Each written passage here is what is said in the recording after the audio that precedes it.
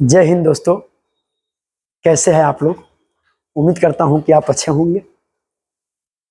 आज हम कुछ 10th क्लास 9th क्लास और 8th क्लास के महत्वपूर्ण टॉपिक जो संस्कृत में हम लोगों को पढ़ना है उसे लेकर मैं आज आया हूं।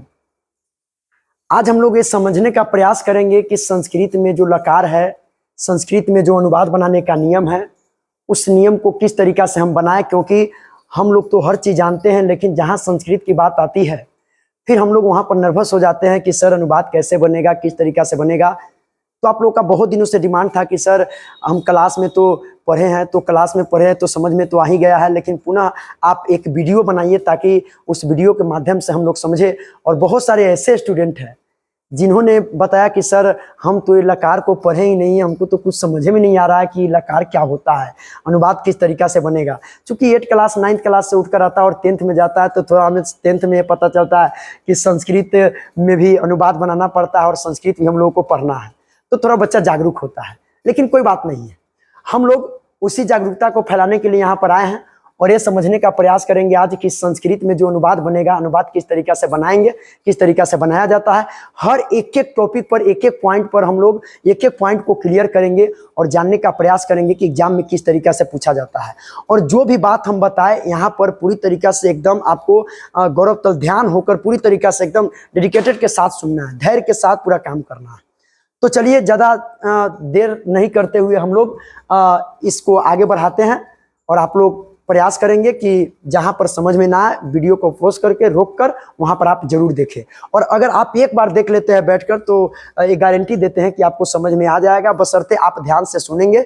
इधर उधर आपका ध्यान नहीं जाना चाहिए और एकदम पढ़ाई पर ही फोकस रहना चाहिए। और जहां पर भी दिक्कत हो आप एक बार कमेंट जरूर करें कि सर यहाँ पर दिक्कत है, आप बताएं, तो पुनः हम उसको बताने का प्रयास करेंगे जब अगला टॉपिक लेकर आएंगे तो। और हम लोग जितने भी 10th में जिस तरीका से पूछा जाता है उस सभी पैटर्न पर हम लोग काम करेंगे। तो चलिए आज हम लोग संस्कृत में अनुवाद बनाने का नियम जो है उसको समझने का प्रयास करेंगे। संस्कृत व्याकरण में जो है, क्योंकि 100 नंबर का एग्जाम होता है और उसमें काफी मायने रखता है, एकदम छोटा छोटा जो बात होता है वो पूछ देता है और हम लोग बता नहीं पाते हैं। आखिर संस्कृत में एकदम शुरुआत से हम लोग कहा जाता है ऐसे है, इसे इस तरीका से, मतलब एकदम इसको बना कर रख दिया है लोगों ने, इसको संस्कृत में नहीं बनता है सर जी, इंग्लिश तो बना लेते हैं लेकिन संस्कृत में हमसे नहीं बनता है। आज देखिए, आज आपको बनाने आ रहा है या नहीं बनाने आ रहा है, पहले जो छोट छोट बात महत्वपूर्ण टॉपिक हम समझा रहे हैं उसको आप लोग समझने का प्रयास जरूर करेंगे। और हाँ, एक बात और आप लोगों से कहना चाहेंगे, अगर मोबाइल में आप देख रहे हैं तो आप डेडिकेटेड होकर देखें, इधर उधर की बातें ना करें। तो चलिए सबसे पहले आप लोग को हम बता दें, संस्कृत व्याकरण में अनुवाद बनाने से पहले आपको कुछ महत्वपूर्ण टॉपिक है उसको जानना बहुत आवश्यक है। अगर आप इसको समझ गए तो फिर आप अनुवाद बनाना सीख जाएंगे। जैसे सबसे पहले आपको ध्यान देना है, यहां पर एक पुरुष, वचन और लकार, ये 3 टॉपिक, और ये 3 टॉपिक को हमको समझना है सबसे पहले। उसके बाद हम समझेंगे अनुवाद बनेगा कैसे, किस तरीका से हम उस पर काम करें। तो देखिए सबसे पहले आपको ध्यान देना है जो पुरुष है, क्योंकि संस्कृत में 3 पुरुष, प्रथम पुरुष, मध्यम पुरुष, उत्तम पुरुष, इसको हमने पहले लिख लिया है ताकि वीडियो ज़्यादा लंबा ना बने, क्योंकि आप लोग को हम जानते हैं कि ज़्यादा देर के वीडियो आप लोग देखना पसंद करेंगे नहीं, इसलिए आज हम इसको लिख लिए हैं और टॉपिक को बहुत छोटा किए हैं। तो यहाँ पर देखिए पुरुष जो है हमको जानना है, पुरुष का मतलब आपको ये समझना है कितना मतलब पुरुष का, कि सर पुरुष मतलब जिससे पुरुष जाति का नहीं, पुरुष का मतलब हुआ कि आपको स्त्रीलिंग, पुल्लिंग, नपुंसकलिंग किसी का बोध सब पुरुष में कहलाता है। जब आपसे पूछा जाए कि भाई पुरुष में जैसे मान लो स्त्रीलिंग क्या है, पुल्लिंग क्या, तो वहां पर आपको, लेकिन पुरुष के अंतर्गत तो सभी को रखते हैं। तो पुरुष में संस्कृत में जो पुरुष होते हैं वह 3 होते हैं, एक प्रथम पुरुष, एक मध्यम पुरुष और तीसरा होता है उत्तम पुरुष। यहां तक समझना दोस्तों, इसको ध्यान से समझना क्योंकि आगे अनुवाद में काम आने वाला। अगर आप इसको नहीं समझेंगे तो फिर गड़बड़ हो जाएगा। तो सबसे पहले हम लोग देखें कि प्रथम पुरुष, दूसरा पढ़े मध्यम पुरुष और तीसरा देखे उत्तम पुरुष। प्रथम पुरुष, मध्यम पुरुष और उत्तम पुरुष, संस्कृत में 3 पुरुष होते हैं।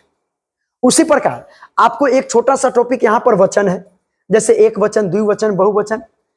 आप एक वचन, द्विवचन, बहुवचन, अब ये सब चीज तो 8th क्लास में आप लोग पढ़े होंगे कि एक वचन, द्विवचन, बहुवचन क्या होता है।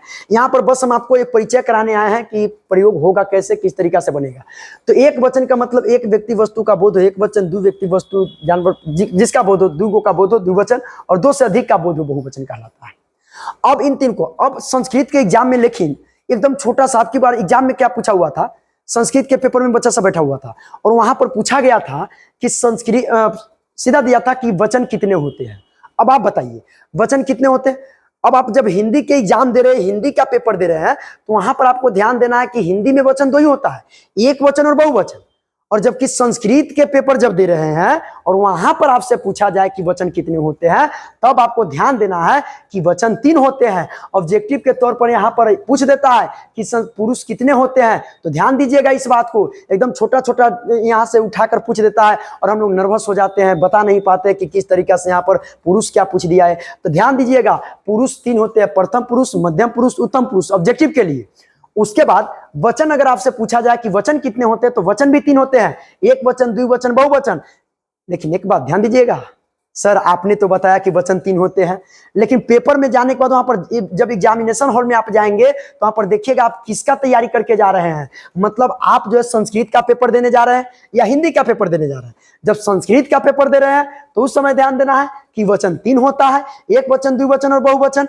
और जब हिंदी का पेपर दे रहे हैं तो वहां पर जब पूछे कि वचन कितने होते हैं, तो 2 वचन, एक वचन और बहुवचन, तब जाकर और बच्चा वहां पर जाता है। हिंदी का पेपर रहता है, मार दिया, अरे हम लोग तो संस्कृत में पढ़े हुए हैं, एक वचन, द्विवचन, बहुवचन सर जी तो पढ़ाए हैं, और आ जाता है लो यहाँ पर टिक लगाकर चले आए, सही हो गया 3 वचन। अरे तू गलत कर लिया, बहुत बड़ा अपराध कर दिया तू, पता नहीं है पेपर देखो तुम किस चीज का एग्जाम दे रहे हो। इसीलिए इन छोटा छोटा टॉपिक को ध्यान में रखते हुए और एग्जामिनेशन हॉल में जाना है, और यहां से मात्र संस्कृत पर थोड़ा सा जोर दे देते हो तो फिर आपका पूरा टॉपिक क्लियर हो जाएगा और आराम से 90-80% नंबर। आप कहेंगे सर झूठ क्या बोलते हैं, 90% आपके सामने में 95% यानी 90+ नंबर बहुत सारे स्टूडेंट का आया है। तो क्यों आया? क्योंकि हमने पैटर्न को ही बदल दिया, चेंज कर दिया, किस तरीके से समझाना है, पढ़ाना। बस आप छोटा छोटा टॉपिक को ध्यान देते चलेंगे, समझेंगे। अब देखिए बुआ, अब यहां पर आपको बताए, अब लकार के बात कर लेते हैं। सर यहां पर लकार का मतलब होता है काल समय, जिसको आप इंग्लिश में टेंस कहते हो कि भाई टेंस क्या है। तो टेंस का मतलब क्या होता है? टेंस का मतलब समय का पता चलता है, तो बस वही लकार है। लकार मतलब होता है काल, मतलब समय, मतलब लकार ये दर्शाता है कि समय क्या है, कौन सा समय चल रहा है, उस समय के अनुसार। जैसे दोस्तों आप पढ़ते होंगे, क्या पढ़ते होंगे? जैसे प्रेजेंट टेंस पढ़ते हैं, पास्ट टेंस पढ़ते हैं, फ्यूचर टेंस पढ़ते हैं, 3 टेंस पढ़ते हैं, प्रेजेंट, पास्ट, फ्यूचर। उसी प्रकार से यहां पर आपको लकार पढ़ना है। संस्कृत में देखिए एक चीज ध्यान देंगे, संस्कृत में अगर आपसे पूछा जाए कि लकार कितने, सीधा दे लकार कितने होते हैं, तो लकार 10। अगर पूछे लकार कितने होते हैं तो लकार 10। और जब आपसे पूछा जाए कि मुख्य रूप से लकार कितने होते हैं, तब आप वहां पर जवाब देंगे मुख्य रूप से लकार 5 होता है। और आपके सिलेबस में भी 10th, 9th, 8th सब में आपको लकार मात्र 5 ही पढ़ना है। तो क्यों जाए वहां पर दिमाग खपाने के लिए, 10 लकार पढ़ने के लिए? आपको उतना विद्वान नहीं बनना है। आप सिर्फ सिलेबस को पढ़े, जो सिलेबस है उस सिलेबस को समझने का प्रयास कीजिए। और ये सिलेबस जब पढ़ लेते हैं, आपको मन आगे संस्कृत से ऑनर्स करे पढ़े, तो फिर आगे आप 5 को पढ़ लेंगे। तो यहाँ पर आपको ध्यान देना है, जब आपसे सीधा पूछे कि लकार कितने होते हैं तो लकार 5, भले लकार 10। और पूछे मुख्य रूप से लकार कितने होते हैं, तो मुख्य रूप से लकार मतलब 5 होते हैं। अब उसी मुख्य रूप से जो लकार हमारे सिलेबस में, उसी लकार को हमको समझना है और पढ़ना है। एक एक लकार को एकदम धैर्य के साथ, एकदम कंसंट्रेटेड माइंड के साथ पूरा ध्यान देकर समझेंगे और पढ़ेंगे, और एक एक लकार को हम क्लियर करेंगे। जो आप लोगों का क्लास में छूटा हुआ है, यहाँ पर जाकर आप देख ले, कवर कर ले। अगर बनाने नहीं आता, एक बार जरूर इस वीडियो को आप लोग देखेंगे और पूरा मुझे उम्मीद है आपको बनाने आ जाएगा। दूसरा दिन आप ऐसा कंप्लेन भी नहीं आएगा कि सर आप समझाए थे, उस समय समझ गए थे, अब आपके सामने रहेगा मोबाइल, कर देख लो, वहां पर बना लो, समझ जाओ वहां से। तो एक चीज समझना, तो लकार टोटल जो होते हैं बाबू, टोटल लकार 10 और मुख्य रूप से 5, उसी 5 लकार को हमको कवर करना है। जैसे देखिए सबसे पहला है लट लकार, मतलब लट लकार को बोलते हैं वर्तमान काल। अब वर्तमान काल, अब जैसे इसी में लड़का सफल जाता है, सर वर्तमान काल का मतलब हम नहीं समझे। देखो, जो आप वर्तमान काल मतलब कि जो आप टेंस में पढ़े वर्तमान काल मतलब, अब मोटा मोटी तौर पर हम आपको बता देते हैं। देखिए यहाँ पर हम इंग्लिश का क्लास करा नहीं रहे हैं, क्योंकि इंग्लिश में आप टेंस पढ़ेंगे तो उसका पढ़ने का तरीका अलग है, क्योंकि वहां पर बताया जाता है। जैसे मान लो एक नॉर्मल तरीका हम आपको बताते हैं। आप समझते हैं कि वर्तमान काल जिसके अंत में ता, जिस हिंदी क्रिया के वाक्य अंत में ता है, ती है, ते है, हो लगा रहता है, वो सब वर्तमान काल रहता है। तो बस मोटा मोटी ये पढ़ाने के लिए समझा है। वर्तमान काल वास्तव में इसे पढ़ते नहीं है, लेकिन आपको ध्यान रखना है, एक मोटा मोटी तौर पर समझने के लिए हमने आपको बताया है कि लट लकार वर्तमान काल, और वर्तमान काल के पहचान है ता है, ती है, ते है, हो, है, ये सब जो रहेगा अंत में, तो हमको समझना है कि ये जो लकार है लट लकार है, और इसको हिंदी में बोलते हैं वर्तमान काल लट लकार। समझ रहे हैं? अब देखो दूसरा लकार जो है लंग लकार। लंग लकार, लंग लकार का मतलब होता है भूतकाल। भूतकाल का मतलब जैसे आप पास्ट पढ़ते हो भूतकाल, अब जैसे मोटा मोटी तौर पर बताया था, थे, थी, ये पढ़ते हो, तो ये भूतकाल का टेंस है। तो वहां पर या, ई, ये सब जो रहता है ये सब भूतकाल में आता है। तो भूतकाल मतलब जिससे पास्ट का पता चले, जिससे बीता हुआ समय का पता चले, उसको भूतकाल। तो संस्कृत में लंग लकार होता है और लंग लकार को हिंदी में बोलते हैं भूतकाल। उसी प्रकार आपको लिरिट लकार, लिरिट लकार मतलब कि भविष्यत काल, जिसको आप फ्यूचर टेंस बोलते हैं इंग्लिश में। तो यहां पर हम लोग समझेंगे लिरिट लकार मतलब कि भविष्यत काल जो है, भविष्यत काल मतलब इसको लकार, लिरिट लकार को हम बोलते हैं हिंदी में भविष्यत काल। उसी प्रकार यहां पर चौथा जो लकार है लोट लकार।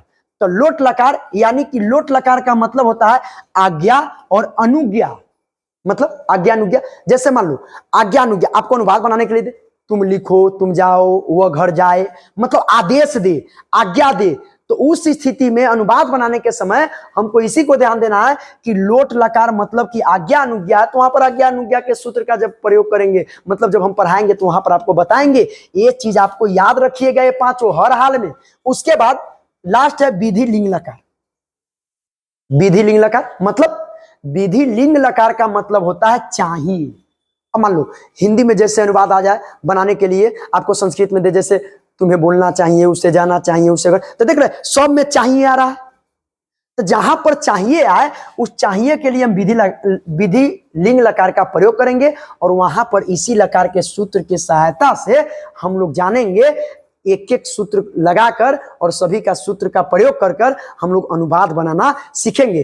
तो अगला टॉपिक जब हम अभी जस्ट इसके बाद हम आपको एक एक लकार यानी लट लकार वर्तमान काल, और उसके बाद जो सहतौते जो होता है उसको प्रथम पुरुष, मध्यम पुरुष, उत्तम पुरुष में, और इसका जो लकार का सूत्र, एक एक लकार हम एक एक टॉपिक हर दिन पढ़ाने का प्रयास करेंगे और समझाने का प्रयास करेंगे। आप लोग जाकर वहां से समझ लीजिए, क्योंकि चूंकि क्लास में उतना टाइम नहीं है कि आप लोगों को हम पुनः दोबारा पीछे से रिवीजन करा सके। मतलब एक बार जो पढ़ा ले, जो नए स्टूडेंट आ रहे हैं उनके लिए तो ये एकदम संजीवनी बूटी है। इसलिए आप लोग जरूर जाकर इसको आप देखेंगे, बनाएंगे, और आपका सारा डाउट जो है पूरा क्लियर हम कर देंगे इस वीडियो में। और लट लकार जब अनुवाद बनाना सिखाएंगे तो वहां पर आपको बनाने आ जाएगा। सबसे पहले आपको तो कहेगा लकार कितने कितने बताओ, लकार 10। और जब पूछे मुख्य रूप से कितने, तो अब आपको बताना कि मुख्य रूप से 5 लकार होते हैं। समझा रहा? मतलब हम यहाँ पर ऑब्जेक्टिव भी आपको बता रहे हैं किस तरीका से पूछेगा। एक दे देगा, चाहिए के लिए निम्नलिखित में किस लकार का प्रयोग करते हैं, कौन लकार लगता है। देखिए ऑब्जेक्टिव कहूं से पूछ सकता है, अथाह है, ध्यान रखेंगे। दे देगा चाहिए, चाहिए में किस लकार का प्रयोग करते हैं, रहेगा विधि लिंग लकार, लोट लकार, लिट लकार, लंग। मतलब अब जिसको याद है वही तो सही लगा कर आएगा ना कि विधि लिंग लकार मतलब चाहिए होता है।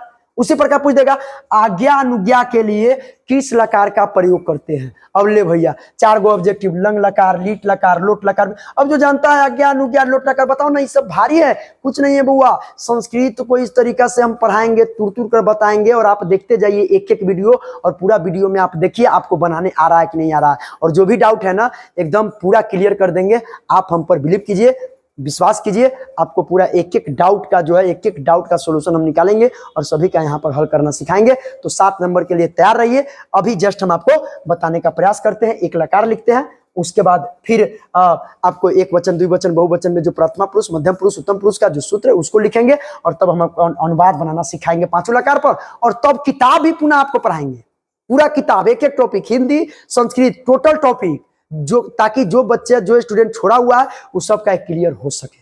ठीक है? तो मैं उम्मीद करता हूं इन सारी बातों को आप सुने होंगे, समझे होंगे। अगर कोई दिक्कत है, समस्या है, तो आप लोग कमेंट जरूर करें और वहां पर जरूर बताएं।